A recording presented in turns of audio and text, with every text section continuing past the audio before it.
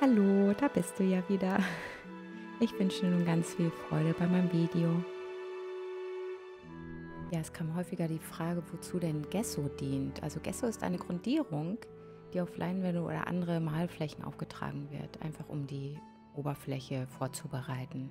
Es sorgt für eine glatte und leichte strukturierte Grundlage und dann halten die Farben auch besser und sind einfach langlebiger.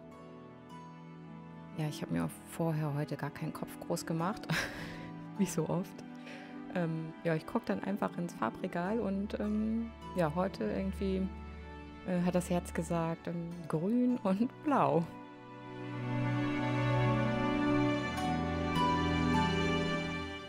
Ja, das ist nochmal so eine spezielle Schimmerfarbe. Das finde ich manchmal ganz schön immer, wenn das so glänzt, wenn man das Bild von links und rechts so betrachtet. Ich habe unten in der Videobeschreibung dann auch einen Link, da findest du dann die Materialien. Ja, im Gegensatz zu so einer klassischen Leinwand finde ich die Leinwand vom Blog sehr attraktiv. Erstmal, weil es natürlich wesentlich günstiger ist, aber auch, weil es einfach platzsparender ist und man es ja dann auch in so einem schönen Rahmen dann später aufhängen kann.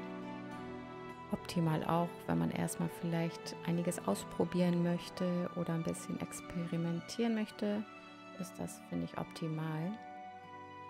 Ja, ich klebe den Rand ja immer gerne ab, aber nicht nur aus ästhetischen Gründen hier, sondern auch tatsächlich, weil dieses Papier sich dann sonst ganz stark zusammenzieht, also beziehungsweise wellt und es so einfach an Ort und Stelle bleibt.